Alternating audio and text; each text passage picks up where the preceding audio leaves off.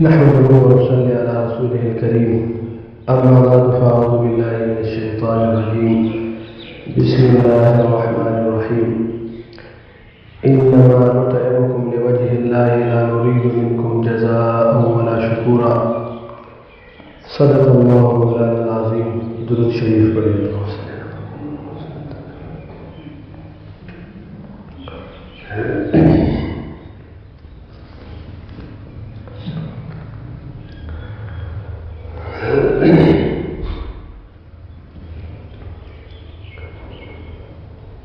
شیطان ہمارا دشمن ہے. اللہ تعالیٰ جل جلالہ فرماتے انہ لکم عدو مبین. تو دشمن کی جو نقش قدم ہوتے ہیں وہ تباہ کن ہوتے ہیں. اگر کوئی دشمن کے رہنمائی پہ چلے تو ظاہر بات ہے کہ بربادی ہے اور تباہی ہے. شیطان پہلے کوشش کرتا ہے کہ وہ ایمان پہ حملہ کرے جو ہمارے پاس سب سے قیمتی اثاثہ ہے, قیمتی دولت ہے. اور اسی طرح نیت جو ہے انسان کی نیت یہ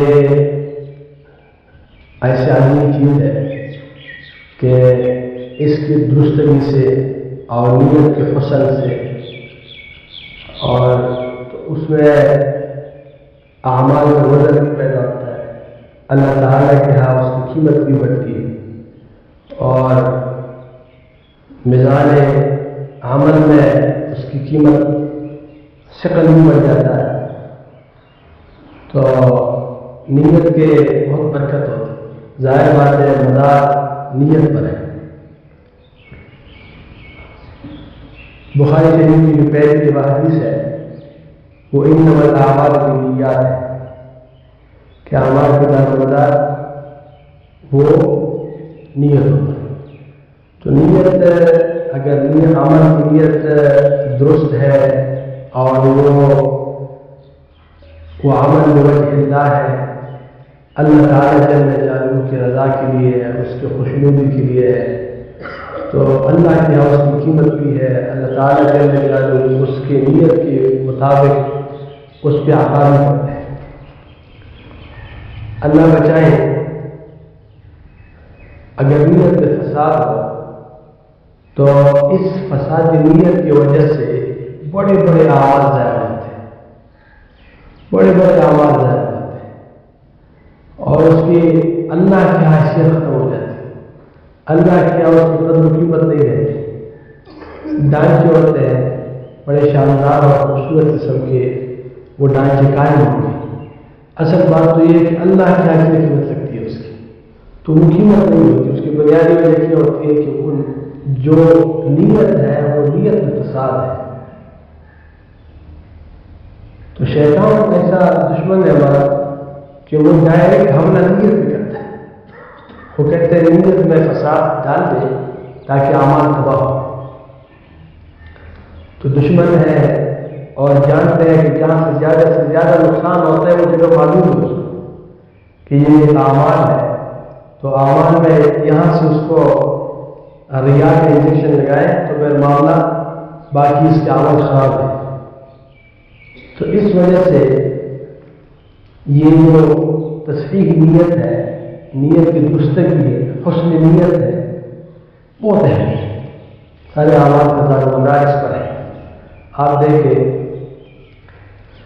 نبی کریم صلی اللہ علیہ وسلم نے جو مثال عرض کی ہے پہلی روایت ہے بخاری شریف کی کہ وَإِنَّمَا لِكُلِّ امْرِئٍ مَّا نَوَىٰ.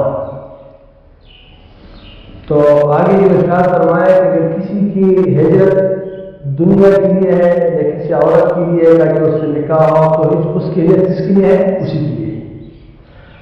اور جس کی ہجرت اللہ کے لیے اور اللہ کے رسول کے لیے اس کے لیے وہی. تو دیکھیں نبی کریم صلی اللہ علیہ وسلم نے جو مثال پیش کی ہے امت کو وہ ہجرت کی. ہجرت ویسے ہم اپنے جو اصطلاح میں استعمال کرتے تو ایک لفظ ہے، ایک عمل ہے کہ ہجرت، لیکن اگر ہجرت کو دیکھا جائے تو ہجرت ہزار قربانیوں کا نام ہے۔ ہجرت کوئی آسان کام نہیں۔ جب کوئی مکہ مکرمہ میں اسلام قبول کرنے کے بعد ہجرت کرتے تو ہجرت اس کے لیے تو اپنے اولاد کو قربان کرنا، اپنے جان کو خطرے میں ڈالنا، اپنے اولاد کو خطرے میں ڈالنا، اپنے جو جس معاشرے میں آپ رہتے ہیں اس پوری معاشرے کو خیر بات کہنا، اور جو انسان کی قبیلہ ہے، قوم ہے، اس سے نکلنا، اپنے جو انسان کی جائیداد ہے، زمینیں ہیں، کاروبار ہے، سب کو چوڑ چاڑ کر کے اور سب قربانیاں دے کے، اور تمام خطرات وہ آپ دیکھیے، آپ واقعات سنیں جو صحابہ اور صحابیات رضوان اللہ علیہم انہوں نے جو قربانی کی ہے ہجرت کے موقع پہ، کتنے مشکل طریقے سے انہوں نے سفر کیے، تو انسان حیران رہ جاتے ہیں کہ کتنے سخت ابتلا تھی اور کتنی سخت آزمائش تھی، لیکن نبی کریم صلی اللہ علیہ وسلم نے اتنا مبارک کام، جو فرق ہے اس میں کافر اور مسلمان کے درمیان، تو کہ جنہوں نے ہجرت کی مسلمان تھے، جو یہاں رہ گئے تھے، تو اتنے عظیم عمل کو، اتنے مبارک عمل کو، اللہ کے عاجل پسندیدہ عمل کو اس کا مثال دیا کہ اگر وہ اس میں بھی نیت خالص نہیں ہے تو اللہ کے ہاں اس کی قدر و قیمت نہیں۔ اس سے یعنی نبی کریم صلی اللہ علیہ وسلم اگر نیت کی اہمیت بتانا چاہے امت کو، تو اور کیسے اہمیت، کتنی شاندار انداز میں، کتنے انہوں نے احسن انداز میں ہمیں سمجھایا سکھایا کہ دیکھیں نیت اتنی اہم ہے کہ اتنے عظیم عمل اللہ کے اس کی پھر قیمت نہیں ہوگی، پھر جو نیت ہوگی وہی ملے گی۔ تو اس وجہ سے شیطان یہیں سے کوشش کرتا ہے کہ یہاں بھی فساد، نیت میں یہ ہو فساد ہو، نیت خالص نہ رہے، نیت اللہ کے لیے نہ رہے، تو اگر نیت اللہ کے لیے ہو جاتا ہے، خالص ہوتا ہے، پاکیزہ نیت ہوتی ہے، خلوص ہوتا ہے، تو پھر چھوٹا سا عمل بھی ہوتا ہے اس کی بہت قدر ہوتی ہے۔ آپ دیکھیں نبی کریم صلی اللہ علیہ وسلم کے ارشاد مبارک، وہ روایت نہیں ہے، میں صرف اشارہ کرتا ہوں، مختصراً اس کی مفہوم عرض کرتا ہوں کہ سخی، شہید اور عالم کا تذکرہ ہے سوال، یہ علم، سخاوت، شہادت، اس کے بارے میں کتنے فضائل ہیں، اور یہ جو سخی ہے، شہید ہے اور عالم، کتنا ہماری شریعت میں، ہمارے اسلام میں، ہمارے دین میں کتنا عظیم مقام ہے، کہ اس سے بڑھ کر کس کا مقام، اتنے عظیم مقام والے، لیکن اس کے بارے میں کیسی سخت وعید آئی ہے کہ جب یہ عظیم اعمال اللہ کی ہے اور کس طرح سے سمجھائے، کتنے بڑے کام ہے، کتنا بڑا مقام ہے، لیکن جب یہ اللہ کے لیے نہ ہو تو اللہ کیا کوئی قدر قیمت نہیں ہے۔ تو اس وجہ سے شیطان کی کوشش ہوتی ہے کہ کسی طریقے سے نیت میں فتور ہو اور نیت میں کیا ہو فساد ہو۔ اللہ تعالیٰ جل جلالہ عافیت کے ساتھ، سلامتی کے ساتھ ہمارے نیت ہے وہ خالص اپنے لیے کریں، کہ صرف اپنے لیے، ہم اپنے اعمال میں، اپنے ارادوں میں، اپنے اقوال میں، جو ہمارے اقوال ہیں، جو ہم کرتے ہیں، چھوٹے پوٹے کرتے ہیں، اللہ تعالیٰ جل جلالہ وہ اپنے لیے کرتے ہیں، خاص کر کے کہ اس سے وہ اللہ ہی آئے۔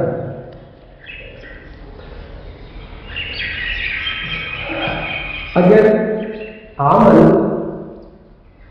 وہ درست ہے، نیت درست نہیں ہے، تو اس سے پھر نتائج بھی پیدا نہیں ہوتے، بلکہ ہمارے اکابر مشائخ کہتے تھے کہ اس سے پھر اس نیت کی نحوست کی وجہ سے نقصان ہوتا ہے معاشرے میں۔ کبھی ایسا ہوتا ہے کہ عمل درست نہیں ہوتا، عمل ہی ٹھیک نہیں ہے، اگر عمل میں فساد ہے تو جتنی اچھی نیت ہو اس سے وہ عمل ٹھیک نہیں ہوتی۔ کبھی ایسا ہوتا ہے کہ عمل ٹھیک ہی نہیں، شریعت میں وہ منع ہے. انسان 1000 برس کو اچھی نیت کرے، اچھی نیت سے وہ کرے اس کام کو، لیکن اس سے وہ عمل درست نہیں ہوتا کیونکہ وہ شریعت میں کیا ہے؟ ناجائز ہے. اس کے بارے میں ایک بات یاد آئی. وہ ایک شخص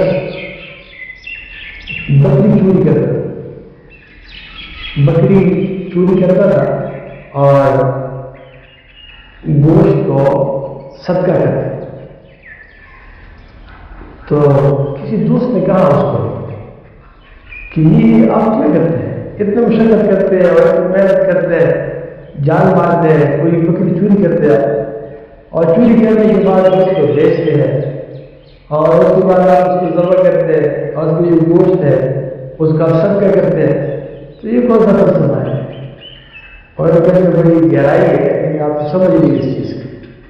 اس میں گہرائی یہ ہے کہ یہ دیکھیے میں جب چوری کرتا ہوں تو یہ گناہ ہے، تو اس سے اللہ تعالیٰ ناراض ہوتا ہے، غصہ ہوتا ہے. تو میں صدقہ کرتا ہوں تو اس کا غصہ کرنا ہوتا ہے، یہ ثواب ہو گیا. تو یہ جو چوری کا گناہ ہے، خطا ہے، وہ صدقہ سے کیا ہو گیا، معاف ہو گیا.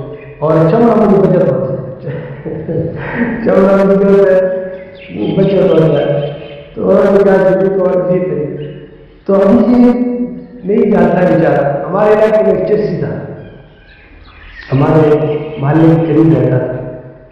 وہ مجھے کہتے تھے کہ دیکھیں مولانا صاحب آپ فکر نہ کریں، ہم ہر کسی کی چوری نہیں کرتے، ہم اس سے چوری کرتے ہیں جو زکوٰۃ ادا نہیں کرتے. جو زکوٰۃ ادا نہیں کرتے اس پر فقراء کا حق ہے تو وہ حق وصول کرتے ہیں، وہ حق وصول کرتے ہیں. تو بعض لوگ کہتے ہیں کہ ان کی کام غلط ہوتے ہیں، نیت کی تو اسی طرح عمل وہ اسی طرح ہی غلط ہوتا ہے، اس میں فرق نہیں پڑتا. والد صاحب فرماتے تھے آپ نے سنا ہوگا کہ پہلے زمانے میں والد صاحب جو اسفار کرتے تھے اپنے تبلیغ اسفار، جماعتی اسفار، تو وہ عام گاڑیوں میں کرتے تھے. رسول صاحب کو پتہ ہوگی چیز کا، تو وہ عام گاڑیوں میں کرتے تھے. بس وہ بعد میں آخر زمانے میں والد صاحب وہ کہتے ہیں کہ جب میں اوپر جا رہا ہوں تو اللہ تعالیٰ نے کہا کہ چلو تھوڑی سہولت سے جائے خیر عام گاڑی میں سفر کرتے. تو کہتے ہیں ہائی ویز میں بیٹھا تھا پنجاب ہریانہ میں سفر کر رہا تھا، تو کوئی ایک چرسی بیٹھا تھا قریب میں، وہ انہوں نے وہ پورا برابر کیا ہے. جیسے کہ جب برابر کیا انہوں نے والے سب کو بہت تیز خوشبو سے تو میں نے تھوڑا سا لیا اور مجھے بھی دیا کہ آپ بھی ایکسیڈنٹ کیا کہ اس کو آپ بھی کر دیں. تو ان کا خیال ہے کہ میں اس کا احساس کر لوں، اچھا معاملہ کرتا. تو دیکھیں یہ اعمال کیا ہے، یہ جو فاسد اعمال ہے وہ اچھی نیتوں سے اگر جو بھی نیت کیا جائے وہ اس سے ٹھیک نہیں ہوتے. بہرحال اللہ تعالیٰ جو ہمارے اعمال کو دیکھتے ہیں اور وہ ہمارے ظاہر کو نہیں دیکھتے، ہمارے صورت کو نہیں دیکھتے، ہمارے اموال کو نہیں دیکھتے، ہمارے قلوب کو دیکھتے ہیں. نبی کریم صلی اللہ علیہ وسلم کے ارشاد مبارک ہے ان اللہ لا ينظر الى صوركم واموالكم ولكن ينظر الى قلوبكم. اللہ تعالیٰ کو دیکھتے ہیں. تو اللہ تعالیٰ اس میں دیکھتے کہ کیا ہے. آپ دیکھیں صحابہ کرام رضوان اللہ اجمعین سے متعلق جو حدیث میں آیا ہے کہ میرے صحابہ کو برا بنانے کا ہو، اگر وہ تم میں سے کوئی عجیب بات ارشاد فرمائی کریم صلی اللہ علیہ وسلم کہ تم میں سے کوئی احد پہاڑ کی بنا سونا صدقہ کرے. کتنا بڑا کتنا بڑا ہے. آپ اندازہ لگائیں یہ مدینہ منورہ کا سب سے طویل اور سب سے اونچی سب سے لمبی پہاڑ ہے احد کی پہاڑ ہے. اس کا مثال یہ ہے کہ اگر اتنا سونا ہو کوئی اللہ کے راستے میں اس کو خرچ کرے تو بہت بڑا صدقہ ہے. وہ خرچ کرے تو وہ میرے جو صحابہ ہے اس کے ایک مد صدقہ یا اس کے نصف صدقے تک نہیں پہنچ پاتے. جو میرے صحابہ کے ایک مد صدقہ ہے یا اس کی نصف ہے اس تک نہیں پہنچ. لا تسبوا اصحابي فلو ان احدكم انفق مثل احد ذهبا ما بلغ مد احدهم ولا نصفه. اس تک نہیں پہنچتے.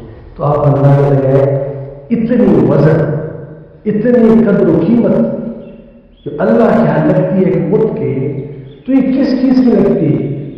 صدقہ تو یہاں بھی ہے، سونا صدقہ ہے اور کے برابر ہے، اور وہاں بھی صدقہ ہے ایک بت ہے، اتنی قیمت کیسے بڑھ گئی؟ تو اتنی قیمت جو بڑھ گئی اس کی، وہ قیمت کس وجہ سے ہے؟ وہ اخلاص ہے، اللہ کے لیے ہے۔ دیکھیں اگر ہم چاہتے ہیں کہ ہمارے اعمال میں وزن ہو، اس کی قیمت ہو، ظاہر بات ہے ہم تو آگے جو ہمارے آنے والی زندگی ہے، جو حقیقی زندگی ہے، موت کے بعد جو ہماری زندگی ہے، جو ابد الآباد ہے، اس میں تو یہی اعمال کی ضرورت ہے، وزن اعمال ہے، تو اس سے اس کی کیا ہوتی ہے؟ اس کی قیمت بڑھ جاتی ہے۔ اللہ تعالیٰ جل جلالہ ہمارے اعمال کو بھی وزنی بنائے، قیمتی بنائے۔ آج کل کا جو دور ہے، ہم عجیب دور میں پھنسے ہیں، ہم دجالی دور میں کیا ہے، ہم زندگی گزار رہے ہیں۔ فتنے الگ ہے، اور فتنوں کے ساتھ آج کل جیسے کہ فتنے عروج پر ہے دجالی دور، اور دجالیت انتہا پہنچی۔ اسی طرح آج کے دور میں نمود، نمائش اور یہ چیزیں یہ بھی اپنے انتہا پر پہنچی، بلکہ آج کل تو اس پہ کمائی نہیں ہوتی۔ مطلب یہ کہ ایک تو پہلے زمانے میں چلو ریا کیا، لیکن آج کل تو اسی نمائش جو ہے یہ